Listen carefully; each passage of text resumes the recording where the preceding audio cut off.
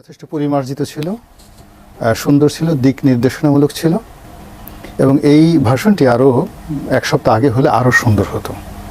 আর আজকের দিনটিতে মূলত উনি যখন ভাষণ দিচ্ছিলেন তখন সচিবালয়ের সামনে আনসারদের সঙ্গে ছাত্রদের যে সংঘাত, এটির কারণে বেশিরভাগ মানুষের মনোযোগ ছিল ওই জায়গাটিতে। তো ফলে ওনার এই ভাষণটি মাস পিপলের কাছে আসলে পৌঁছাতে পারেনি, হয়তো কাল পরশু পৌঁছাবে পত্রপত্রিকার মাধ্যমে। তো আমি মনে করি যে ভাষণে যা যা বলার সবই উনি বলে দিয়েছেন এবং যে কনফিউশন ছিল, রাজনৈতিক কনফিউশন, নির্বাচন কবে ইত্যাদি এই বিষয়গুলো নিয়ে, তো সেখানে আসলে উনি খুব ভদ্রলোকের মতোই নিজেকে এবং তার যারা আছেন তাদেরকে তিনি সাবমিশন হিসাবে তিনি বলেছেন যে আসলে আমরা এখানে থাকতে আসিনি, আমরা আমাদের সবারই নিজস্ব পেশা আছে এবং আমরা সেই পেশায় স্ব পেশায় আমরা সুখে আছি, শান্তিতে আছি, উই আর হ্যাপি। তো এটা একটা রাজনৈতিক সিদ্ধান্ত। রাজনৈতিক দলগুলো যখন একত্রে বসবেন, তারা বসে বসে যখনই আমাদেরকে চলে যেতে বলবেন আমরা চলে যাব এবং আমরা এখানে থাকতে আসিনি। তো এর চাইতে চমৎকার কথা হয় না। কিন্তু সমস্যা হয়ে গেছে আজকের দিনটির কারণে। আজকের দিনটিতে যখন ঠিক বিশৃঙ্খলা চলছিল, তারপরে অন্যান্য জায়গাতে গত কয়েকদিনই যাবত ওনার বাসার সামনে সে বিশ্রী রকম যে দাবি নিয়ে যাচ্ছে, যাচ্ছে, এটা খুবই বিরক্তিকর, অস্বস্তিকর এবং ওনার জন্য, ওনার যে বয়স, ওনার জন্য এটা অসহ্য। ওই হতাশার যে জায়গাটা, এটাতে আমার আপত্তি। এর কারণ হলো রাষ্ট্র যিনি নায়ক হবেন তার ভিতরে দৃঢ়তা থাকতে হবে, সাহস থাকতে হবে, শক্তি থাকতে হবে, উদ্যম থাকতে হবে।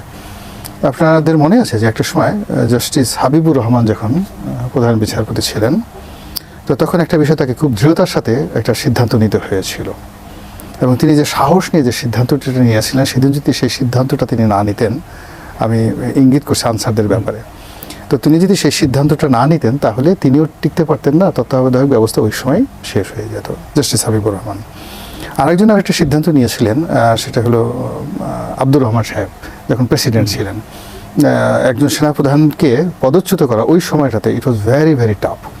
কিন্তু দেখা গেল যে একই কাজ করতে গিয়ে ইয়াজউদ্দিন সাহেব যখন দুর্বলতা প্রদর্শন করছেন, দোদুল্যমানতা প্রকাশ করেছেন, তখন তিনি নিজে ক্ষতিগ্রস্ত হয়েছেন, রাজনীতি ক্ষতিগ্রস্ত হয়েছে, বিএনপি ক্ষতিগ্রস্ত হয়েছে। তো এখন ডক্টর মোহাম্মদ ইউনূস সাহেবের ভালো মানুষই, তার নম্রতা, বিনয়, ভদ্রতা, শিক্ষা, এটি যখন শান্তিপূর্ণ অবস্থায় দেশ থাকে in terms of piece and prosperity, তখন চমৎকারভাবে কাজ করে এই বিষয়গুলো। এবং ওনার সাথে যারা আছেন তারাও ভদ্রলোক। কিন্তু আমাদের এই যে সমাজটি, এই সমাজটিতে আমরা গত 15 বছর যাবত যে জঞ্জাল তৈরি করে ফেলেছি, এই জঞ্জাল থেকে বের হয়ে আসার জন্য একটা আয়রনি যাকে বলে রড লাগবে, যাকে বলে খুব গরম লাল টকটকে একটা আয়রন রড লাগবে। তো আমি এখন ঠিকই কথা বলছি না, আমি ঠিক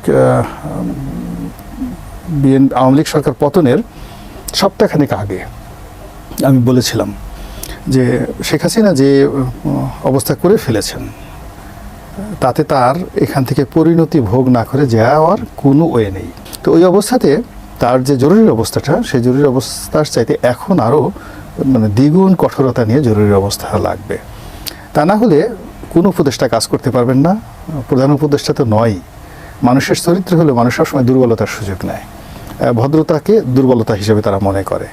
তো এটাই এখন কিভাবে ডক্টর ইউনূস সাহেব সামাল দিবেন, কারণ এই যে আজকে আমরা যখন এখানে টক শুনছি এখনো পর্যন্ত কিন্তু সমস্যাটা, এবং আপনি যেটা বলছিলেন, উনি বক্তব্য কিন্তু প্রথম দিকেই এই কথাগুলো আছে, উনি ধৈর্য ধরতে বলেছেন এবং বলেছেন যে প্রতিষ্ঠানে ঢুকে ব্যক্তি বিশেষকে হুমকির মধ্যে ফেলা, মামলার জন্য চাপ সৃষ্টি করা, বিচারের জন্য গ্রেপ্তারকৃত ব্যক্তিকে আদালতে হামলা করে বিচারের আগেই এক ধরনের পানিশমেন্ট দেওয়া, এগুলো তিনি বন্ধ করার জন্য বলেছেন যে এইগুলো যে বন্ধ না করা হয়, ছাত্র জনতার যে বিপ্লব, সেই বিপ্লবটি আসলে এটা ওনার এই কথায় কাজ হবে না, বরং এই ধরনের ঘটনা আরও বাড়তে থাকবে। যারা এই কর্মকাণ্ড করেছে, যদি সঙ্গে সঙ্গে উইদিন 1 থেকে 1.5 ঘন্টার মধ্যে তিনি যদি তাদেরকে গ্রেপ্তার করে শাস্তির আওতায় আনতে পারতেন, তাহলে দ্বিতীয়বার এই ঘটনা ঘটতো না। ওনার আহ্বান, আমি তো বললাম যে ইটস এ জেন্টলম্যান সাবমিশন। একজন ভদ্রলোক, বয়স্ক, আপনার একজন দাদা বা নানা, মুরব্বী বা পীর সাহেব আপনাকে খুব বাবা এই কাজ করো না, কিন্তু চোরে না শুনে ধর্মের কাহিনী। তা ওনার যে সাবমিশনটা, এটা হলো একেবারে ভদ্র, আমি শুনবো, আপনি শুনবেন। উনি যদি আমাকে দূর থেকে টেলিফোন করে বলেন যে মিস্টার রনি আপনি এই কাজগুলো করবেন না, আপনাকে যেটা ফোন করেন, আপনি ঠিক আছে ডক্টর ইউনূস আমাকে টেলিফোন করেছেন, আমি মরে গেলে এই কাজ করবো না। তো ওনার এই বক্তব্যটা হলো ভদ্রদের জন্য, কিন্তু আপনি যাদেরকে শাস্তি দিচ্ছেন তারা তো ভদ্র না। মানে যে লোকদেরকে মারছে, দে আর নট অ্যাবসলিউটলি জেন্টলম্যান। তারা গত 15 বছর যাবৎ অসংখ্য মানুষকে বিক্ষুব্ধ করে ফেলেছে। আবার এই বিক্ষুব্ধের মধ্যে যারা খুব এক্সট্রিম পর্যায়ে আছে, খুব বেশি বিক্ষুব্ধ, তো এত রাগ তো সাধারণত ভদ্রলোকের হয় না, তারাও খুব রাগী মানুষ। তো সেখানে আইনের যে কঠোরতা, সেই কঠোরতাই তাকে অবলম্বন করতে হবে এই স্পেসিফিক ওই জায়গাটাতে। 1 2 নম্বর হলো যে আমাদের এই যে আনসারদের যে ঘটনাটা এখন ঘটছে, এখানেও আমি মনে করি সরকারের যথেষ্ট তাদের যে সিদ্ধান্ত নেওয়ার ক্ষেত্রে আর একটু দূরদর্শী হতে হবে। এর কারণ হলো যারা আন্দোলন করেছেন সঙ্গত কারণেই তাদের মধ্যে অনেকগুলো ট্রমা এখন কাজ করছে। কি করলাম, কি হবে, তারপর তাদের সামনে অনেক হত্যাকাণ্ড ঘটেছে। মানে যারাই এই ছাত্র জনতার অভ্যুত্থানে এখন নেতৃত্ব দিচ্ছেন, এই নেতৃত্বের বাইরেও লাখ লাখ মানুষ আছেন যারা এই সময় ক্ষতিগ্রস্ত, এবং তাদের সবারই ব্যক্তিগত এবং পারিবারিক জীবনে প্রচণ্ড ট্রমা আছে। যে ট্রমায় আক্রান্ত ছাত্ররা যারা আছেন তারা দেখা যাচ্ছে যে রাস্তায় ট্রাফিকের দায়িত্ব পালন করছেন, এখন হয়তো অনেকেই করছেন না। আবার এই যে আনসারদের মুখোমুখি হচ্ছেন, তো আনসারদেরও যারা এখন আছেন সবাই তো ইয়াং এবং তারা ওয়েল ট্রেন্ড, এবং তাদের গায়ে শক্তিও বেশি ছাত্রদের চাইতে। ছাত্র হয়তো সংখ্যায় বেশি হতে পারে, কিন্তু এই রাতে তারা ওয়েল ট্রেন্ড, ওয়েল ট্রেস, এবং তাদের হাতে অস্ত্র আছে। তাদের হাতে অস্ত্র আছে, আজকে নেই, তারা অস্ত্র ছাড়া আছে, বাট তারা উইথ আর্মস ট্রেন্ড। তো এরকম একটা, এবং এদের সংখ্যা বিপুল। সারা বাংলাদেশে এদের সংখ্যা 4 লাখ। তো 4 লাখ, এখন যে কয়জন আনসার এখানে এসেছে, হয়তো 10,000, হয়তো 20,000, আজকে এরকম হতে পারে, কিন্তু 4 লাখ আনসারকে মোকাবেলা করার মতো সংগঠন, কোনো ছাত্র সংগঠন বাংলাদেশে নেই। আর যদি 4 লাখ আনসার একদিকে দাঁড়ায় আর অন্যদিকে যদি আপনি ছাত্রদের নেতৃত্বে আবার জনতা দাঁড়ায়, এটা একটা ম্যাসিভ, মানে এর যে কত বড় একটা রক্তক্ষয়ী সংঘর্ষ হবে একমাত্র আল্লাহ রাব্বুল আলামিন জানে। ফলে আনসারদের এই বিষয়টি সকালবেলায় পলিটিক্যাল, এখানে যারা নেতৃবৃন্দ আছেন, উনি জামাতের আমিরকে ডাকতে পারতেন সকালবেলা, জামাতের আমিরকে ডাকতে পারতেন, তারপরে মির্জা ফখরুল ইসলাম আলমগীর সাহেবকে ডাকতে পারতেন, বিএনপির 5 জন নেতাকে ডাকতে পারতেন, জামাতের 5 জন নেতা। এই দুটা দল তো আসলে এখন এই মুহূর্তে নেতৃত্ব দিচ্ছে। এরকম তারা যদি 10-12 জন লোক আনসারদের সঙ্গে কথা বলতেন এবং তাদেরকে সচিবালয় নিয়ে যেতেন বা গণভবনে নিয়ে যেতেন, বঙ্গভবন নিয়ে যেতেন, যমুনাতে নিয়ে যেতেন, আমার বিশ্বাস যে এটা সকালের মধ্যে সমাধান হয়ে যেত। কিন্তু আনসাররাও রাগান্বিত, আর ছাত্ররা যেহেতু ট্রমাটাইজ, এবং এই সময়টাতে তাদের রক্তগরম। আনসাররা যখন সাধারণ আমাদের সামনে যে এসে যখন ছাত্ররা গাড়ির কাগজ দেখতে চাচ্ছে, আমরা সম্মান করছি, যখন আনসাররা তাদেরকে ঠিক ওই সম্মানটা না দেখাচ্ছে, সঙ্গত করেন তারা উত্তেজিত হয়ে যাচ্ছে, উত্তপ্ত হয়ে যাচ্ছে, এবং তার পরিণতিতে এই যে এখন যদি ছাত্ররা অপমানিত হয়, লাঞ্ছিত হয়, তাহলে তাদের যে ইমেজটা রয়েছে, যেটা অভ্যুত্থানের নায়ক হিসেবে তাদেরকে মন্ত্রী করা হয়েছে, এবং তাদেরকে এখন তাদের কমেন্ট আমি মনে দেখেছি যে সমন্বয়কদের মধ্যে একজন, তার নাম বলতে পারবো না, সার্জিস নয়, অন্য একজন, তার নামও জানি না, তো তিনি কথা বলছেন জনতার উদ্দেশ্যে একটা জায়গাতে, পিছনে একজন ব্রিগেডিয়ার মর্যাদার যে লোক, তিনি দাঁড়িয়ে মানে জাস্ট মাথা ঝুলাচ্ছেন এইভাবে, মানে আনুগত্য দেখাচ্ছেন। তো এইটা তো সম্মান, মানে ওই ছাত্রর বয়স বড় ব্যাপার নয়, তিনি যে অভ্যুত্থানের নায়ক, একজন সমন্বয়কারী, সেটা পিছনে দাঁড়িয়ে থাকে একজন র্যাঙ্কিং অ্যান্ড সার্ভিং ব্রিগেডিয়ার, তিনি মাথা ঝুলাচ্ছেন। তো একজন মন্ত্রী যখন কথা বলে, ফুল মন্ত্রী যখন কথা বলেন, তার পিছনে সচিব বা অন্য যারা কর্মকর্তারা যেভাবে মাথা ঝুলাচ্ছেন, সমর্থন জানাচ্ছেন, ঠিকভাবে ওই ছাত্রের সকল কথা অ্যাড্রেসটাকে পিছনে যারা দাঁড়ানো ছিল সরকারি কর্তা, তারা কিন্তু মাথা ঝুলিয়ে তাকে বস, ইউ আর রাইট, এরকমভাবে মেনে নিচ্ছেন। এখন এই বস যদি আনসারের হাতে মার খায়, তাদের হাতে লাঞ্ছিত হয়, রক্তাক্ত হয়, তাহলে ওই যে সম্মানটা তারা পাচ্ছে সেটা তারা আর পাবে না। এখন আমাদের আমলাতন্ত্র খুবই জটিল, ভীষণ রকম জটিল, ভীষণ রকম কুটিল। এদের মধ্যে যারা ভালো, অবশ্যই ফেরেশতার মতো ভালো, আর এদের মধ্যে যারা শয়তান, 133টা শয়তান এদের ডান পকেটে থাকে, 133টা থাকে বাম পকেটে। তারপরে শেষে মাথার উপর অনেকগুলো ভূত তারা বসিয়ে তারপরে শেষে তারা দুষ্টামি করতে থাকে। নচেত একজন বেনজির বা একজন দুর্নীতিবাজ আমলা, এদের তো হাজার হাজার কোটি টাকা হওয়ার কথা নয়, ব্যবসা করে আমরা সারা জীবন 100 কোটি টাকা ইনকাম করতে পারি না। তো সেই আমলারা এই সময়টিতে গত 15 বছর যাদের আনুগত্য করছে, সেই আনুগত্যটা ভুলে গিয়ে রাতারাতি কারোর সাথে এইভাবে অ্যাডজাস্ট করতে গিয়ে তারা যে দুষ্টামি করবে না, ইউ আর নট শিওর। যার জন্য এই বিষয়গুলো ডক্টর ইউনূসের উচিত হবে, যারা মব কন্ট্রোল করতে পারে, পলিটিক্যালরা, চেয়ারম্যান, মেম্বার, এমপি, মন্ত্রী, এরা মব কন্ট্রোল করতে পারে। 1000 লোকের মধ্যে 10,000 লোক আন্দোলন করতেছে, মাইক হাতে একজন নেতাকে ছেড়ে দেন, সে মুহূর্তের মধ্যে কন্ট্রোল করে ফেলবে, যা তার হাতে একটা মাইক দিলেই হবে। কিংবা একটা হুজুরকে ছাড়িয়ে দেন, সে একটু ওয়াজ করে যদি বলে নাহমাদুহু ওয়া নাস্তাইনু, একটা টান দেয়, মুহূর্তের মধ্যে মিলাদ শুরু হয়ে যাবে। হ্যাঁ, আন্দোলন রেখেই তারা আল্লাহ আল্লাহ জিকির শুরু করে দেবে। সাইদি সাহেব, যদি সাইদি সাহেব এই যে ঘটনা মনে করেন আনসারদের সামনে যদি শুনতো যে এখন ওই আজহারি সাহেব এখন আছে, আজহারি, তারপর যে মাওলানা আব্বাসী আছেন, যাদের কণ্ঠ খুব ভালো, কুয়াকাটা হাফিজুর রহমান কুয়াকাটা আছে, তাহিরি আছে, আপনি তাহিরিকে এনে যদি খালি পাশে বসে একটা জিকির শুরু করে দিতেন, আনসারদের সব আন্দোলন বন্ধ করে দিয়ে প্রেস ক্লাবের সামনে বসে তাহিরির জিকির শুরু করে দিত। একেবারে এই অবস্থা। এই জিনিসগুলো যারা এখন আছেন তাদেরকে বুঝতে হবে যে কোন জায়গাতে কোন জিনিসটা লাগবে। ইউনূস সাহেব যদি স্টেবল হতে পারেন এবং তিনি যদি চান, এবং যদি মাত্র তার পাশের এই যে যারা উপদেষ্টা আছে সবাই যদি আসলে সিরিয়াস হন, তাহলে ঘুষ বন্ধ করার কোনো বিষয় না। আমাদের দেশে ধরুন একটা সময় নকল, এটা একটা মানে আমাদের জীবনের প্রাত্যহিক অঙ্গ প্রত্যঙ্গ হয়ে পড়েছিল, জীবনের অঙ্গ হয়ে পড়েছিল যে নকল ছাড়া পরীক্ষা দেওয়া যাবে না। কিন্তু একজন এহসানুল হক মিলন খুব অল্প সময়ের মধ্যে একটা নকলমুক্ত পরিবেশ সে চালু করে গেছে। এখনও পর্যন্ত কিন্তু নকল কিন্তু জেনারেলাইজ করা যায়নি। তো ঘুষ এবং দুর্নীতি হয়তো দুর্নীতি আরও ওয়াইডার রেঞ্জে, কিন্তু ঘুষটা হলো যেখানে লেনদেন হয়, নগদ লেনদেন হয়।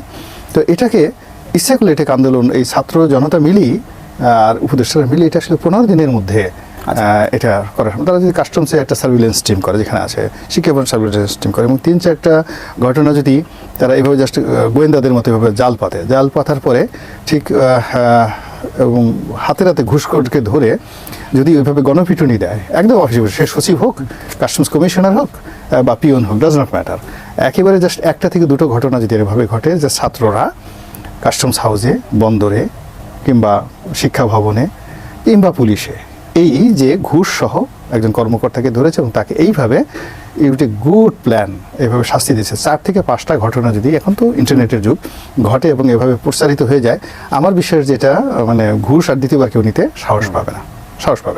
এটা সম্ভব। এবং এই বলেছেন যে উপদেষ্টা এবং সরকারি কর্মকর্তা সকলের যে সম্পদের হিসাব প্রকাশ করা হবে, এটা কিন্তু আমরা আগেও জানতাম যে সরকারি কর্মকর্তাদের, মন্ত্রীদের সম্পদের হিসাব প্রকাশ করার একটা প্রক্রিয়া ছিল, কিন্তু কোনোদিন আমরা আসলে বাস্তবে দেখিনি। না, এটাও ভালো হবে। তার সঙ্গে সঙ্গে যেহেতু আমাদের ছাত্র যারা আছে, ছাত্র ভাইয়েরা যারা আছে, তাদেরকে যদি আইডেন্টি কার্ড দিয়ে ঢাকা বিশ্ববিদ্যালয় একটা আছে, এটা 10,000 হতে পারে, 20,000 হতে পারে, আইডেন্টি কার্ড দিয়ে কেবলমাত্র যদি বলা হয় যে তোমরা প্রতিটি জেলাতে মহানগরীতে যে সরকারি কর্মকর্তা আছে তাদের বাসার ঠিকানাতে গিয়ে বেতন কত, ভাতা কত, বাসায় কি আছে, ফ্ল্যাটের দাম কত, কোথায় পেলে, এবং এখানে তাদের যদি একটা রিপোর্ট করতে বলা হয় যে এখানে যদি তোমরা অন্যথা কোনো কিছু দেখো, নিয়মই থাকবে, তাহলে তার যে অতিরিক্ত সম্পদ সেটা বাজেয়াপ্ত করা হবে এবং তার একটা পার্সেন্টেজ 20% যে এই কাজটা করলো তাকে দেওয়া হবে। তাহলে কিন্তু কোনো ছাত্র ম্যানেজ হবে না। যেমন দেখা গেলো একজন দুর্নীতিবাজ কর্মকর্তা তার বাসায় গিয়ে 10 জন ছাত্রের একটা টিম সে খুঁজে পেলো 10 কোটি টাকা সে চুরি করেছে। তো সাংবাদিক কারণে তারা এখানে যদি 20% হয়, সে 2.5 কোটি টাকা পেয়ে যাচ্ছে। তো কেউ তাকে হয়তো 50,000 টাকা ঘুষ সাধবে, 2 লাখ টাকা ঘুষ সাধবে, ফলে ছাত্ররাও বিভ্রান্ত হবে। যখন এরকম একটা অফিসিয়াল একটা চ্যানেল থাকবে, তাহলে এই মুহূর্তে রাষ্ট্রের যে অর্থনৈতিক সংকট আছে, বা আমি কিন্তু মনে করি এইভাবে দুর্নীতিবাজদের কাছ থেকে 20 লক্ষ কোটি টাকা উইদিন 6 মাসের মধ্যে সরকারি কোষাগারে জমা দেওয়া সম্ভব। আপনি শুধুমাত্র গুলশান, বনানী, ধানমন্ডি থেকে শুরু করে বড় ঢাকা শহরে যে অ্যাপার্টমেন্টগুলো আছে সরকারি কর্মকর্তাদের, সেই অ্যাপার্টমেন্টগুলো আপনি শুধুমাত্র একটা জরিপ করেন, ভূমি অফিসকে জরিপ করেন এবং তাদেরকে ঘুরে এই একটা টিম বানিয়ে দেন, ছাত্রদের একটা টিম বানিয়ে দেন, 5 জন 10 জন করে, এবং তারা দুর্নীতি দমন কমিশনের অধীনে কাজ করবে এবং তাদের কাজই হবে এখানে নতুন একটা ইউনূস সাহেব যেহেতু এখন সরকার প্রধান আছেন, রাষ্ট্রপ্রধান আছেন, তিনি একটা ডিগ্রি জারি করে, একটা নিয়ম জারি করে, কোনো আলাদা আইনের দরকার নেই, তিনি বলে দিলে এটা আইন হয়ে যাবে। এখন যে এখানে মূল ব্যাপার হলো যারা যে জিনিসটা পাবে কোনো নাই, মানে আমরা ওরকম লিটিগেশনে যাব না, প্রাথমিক তদন্তে তার বেতন কত, ভাতা কত, এই জিনিসটি ওই কমিটির কাছে তাকে প্রমাণ করতে হবে যে এটাই হলো তার শাস্তি, এবং রাষ্ট্রীয় কোষাগারে জমা দেওয়া খুব ইজি প্রসেস, এবং তাকে একটা জেনারেল অ্যামনেস্টি দেওয়া হবে, তুমি যা কিছু করেছো অন্যায় করেছো। সে শুধু বলবে যে আমি সারা জীবন চাকরি করে এত টাকা ইনকাম করেছি, অতএব আমার খরচ বাদ দিয়ে এত, এর বাইরে যেটা আছে সেটি রাষ্ট্রীয় কোষাগারে সে জমা দেবে, জায়গা তুমি যা কিছু আছে সব। তো রাষ্ট্রীয় কোষাগারে সে জমা দেওয়ার পরে সেই জমার যে অর্থ তার একটা পার্সেন্টেজ 25% এটা ইনসেন্টিভ হিসেবে যারা এই কাজটা করলো তাদেরকে বেতন ভাতা দেওয়ার দরকার নেই, মনের আনন্দে দেখবেন ছাত্ররা এই কাজগুলো অন্তঃস্থিত করবে, পুরো শহর, পুরো দেশ ক্লিন হয়ে যাবে, সাদা হয়ে যাবে। একটু বিরাট একটা স্বপ্ন নিয়েই আসলে আমি রাজনীতিতে এসেছি, এবং রাজনীতিতে এসেছি পরিণত বয়সে। ছাত্রলীগ করতাম, বিশ্ববিদ্যালয়ে রাজনীতি করেছি ফ্রন্ট লাইনে। তো এরপরে ব্যবসা বাণিজ্য করার পরে আমার ভিতরে যে সুপ্ত রাজনৈতিক ইচ্ছা, ডিজায়ার, ওগুলো আমি বাস্তবায়ন করা শুরু করেছি 2001 সন থেকে। নির্বাচনের মনোনয়ন, তারপরে নির্বাচন করা, ইলেকশন করা 2001 থেকে একেবারে 24 পর্যন্ত এখনও পর্যন্ত এই কাজ করিয়ে যাচ্ছি।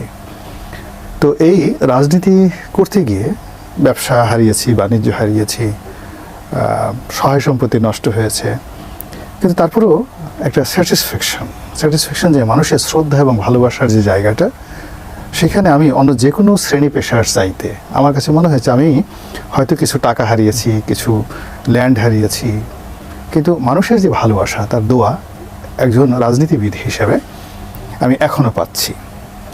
তো সেক্ষেত্রে আমি সবসময় চেয়েছি যে রাজনীতি বলতে যে জিনিসটি বুঝায় সেটাই আমাদের এই সমাজে চর্চা হোক, সত্যিকার অর্থে যারা পলিটিক্স। কিন্তু আপনি যাদেরকে পালাতে দেখছেন, দে আর নট পলিটিশিয়ান। তারা কেউ চোর, কেউ ডাকাত, কেউ ব্যাংক লুটেরা, কেউ রাষ্ট্রের হক নষ্টকারী, কেউ মানুষের হক নষ্ট করেছে, কেউ খোদাদ্রোহী, কেউ বেঈমান, কেউ মুনাফেক, কেউ চুগলখোর। মানে এরা তাদের যে কর্মগুলো, প্রায় কেউ ভূমিদস্যু, তো এই কর্মের ফল তারা পাচ্ছে। রাজনীতি তারা করেনি।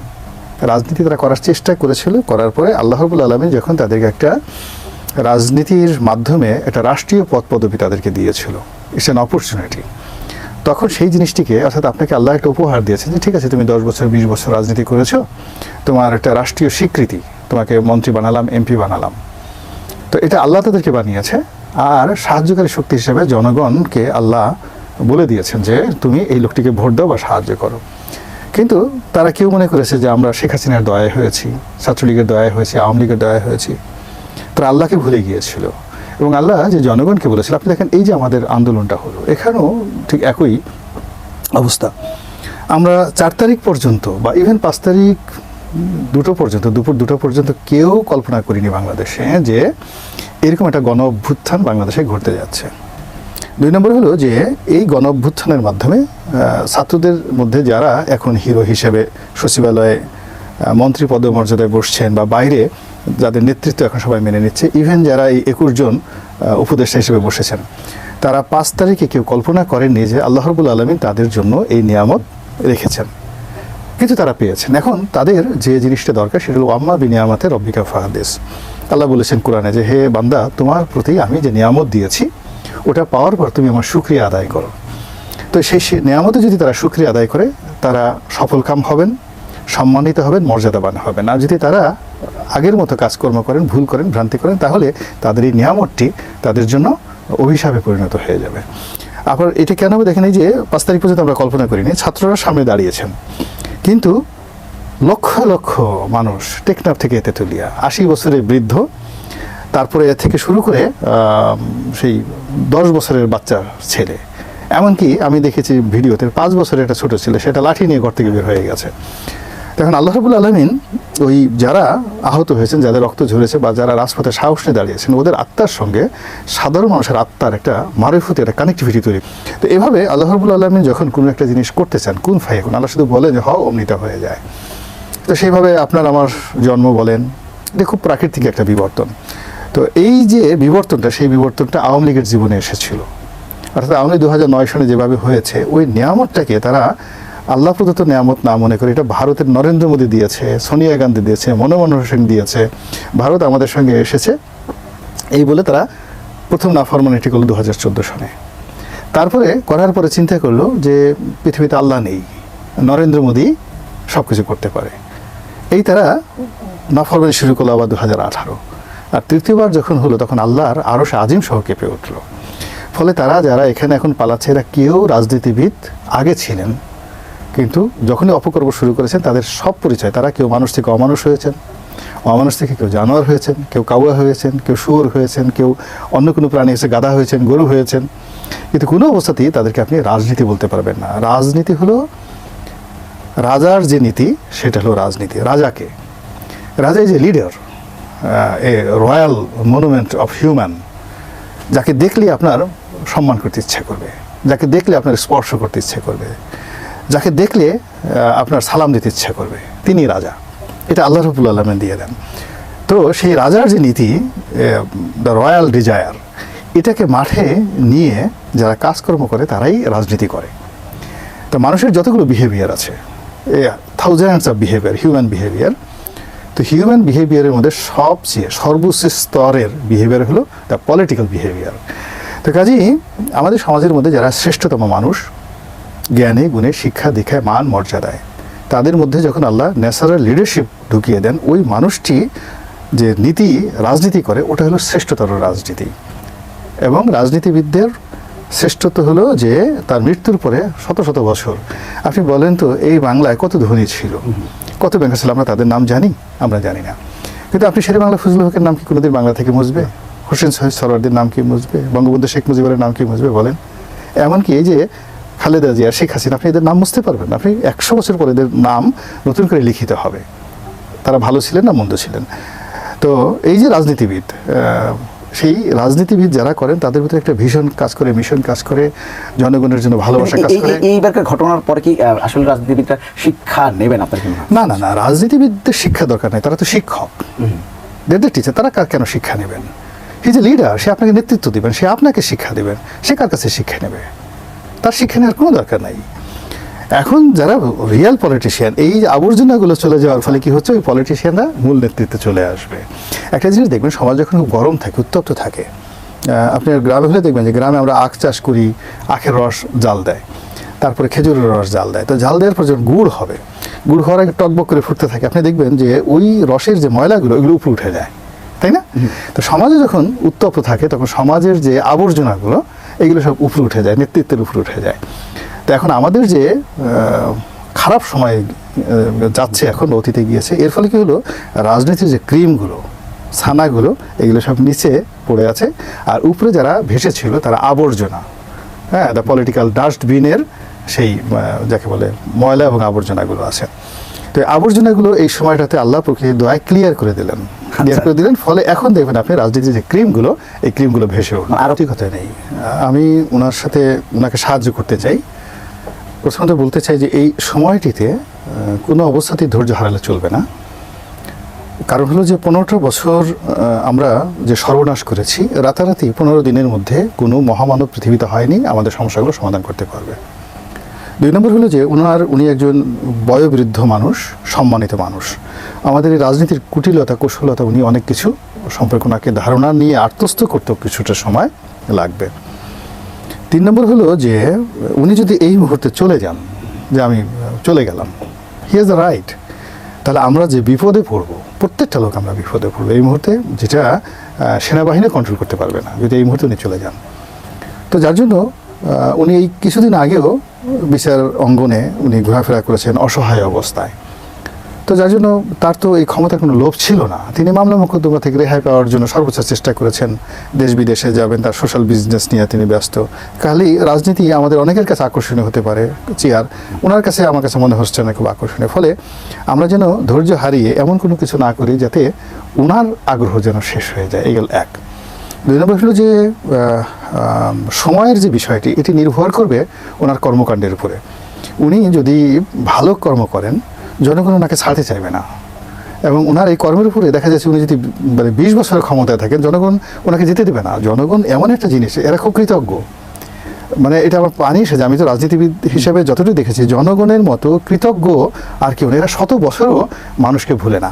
তো এখন যারা আছে তারা যদি সত্যিকার অর্থে জনগণের কল্যাণের জন্য করে, বিশ্বাস করেন তাদেরকে কেউ বলবে না যে কবে ইলেকশন হবে, কতদিন যাবেন, বরং তারা যদি যেতে চায়, লক্ষ লক্ষ মানুষ এসে ঢাকা অচল করে বলবে, ডক্টর ইউনূস আপনি যেতে পারবেন না, আমাদের বিএনপি দরকার নাই, আওয়ামী লীগ দরকার নাই, জামাত দরকার নাই, আপনি থাকেন। এটা নির্ভর করবে তার সফলতার উপরে। তিনি যদি সফল হতে পারেন, মানুষের জীবনে শান্তি আনতে পারেন, মানুষের জীবনে আশা জাগাতে পারেন, দুষ্টের দমন করতে পারেন, শিষ্টের পালন করতে পারেন, মানুষ তাকে যেতে দেবে না। ফলে time is not a matter. Matter হলো তিনি যদি ফেল করেন এবং তিনি যত মিষ্টি কথা বলেন না কেন, যত ভালো কথা বলেন না কেন, লোকজন তাকে 24 ঘন্টা সময় দেবে না। আপনি চিন্তা করেন 1981 সন থেকে এক হাতে আওয়ামী লীগকে চালাচ্ছে শেখ হাসিনা। এত লং টার্ম আওয়ামী লীগের মতো এত বড় দল পৃথিবীর কেউ কোনো রাজনীতিবিদ কন্টিনিউয়াসলি এভাবে চালিয়েছে গত 100 ইয়ার্স আমার জানা নেই। দ্বিতীয়ত সে 2009 থেকে এখন পর্যন্ত জুডিশিয়ারি, রাষ্ট্র, সরকার সবার উপর যে একছত্র আধিপত্য দেখাচ্ছে, দেখেন সেই লোকটা শেখ হাসিনা 45 মিনিট সময় পায় নাই। জি, আপনাকে অসংখ্য ধন্যবাদ আমাদের সঙ্গে যুক্ত হওয়ার জন্য। জি, দর্শক, নিউজের এক্সট্রা সময় শেষ, আগামী পর্বে নিশ্চয়ই আবার দেখা হবে, ততক্ষণ পর্যন্ত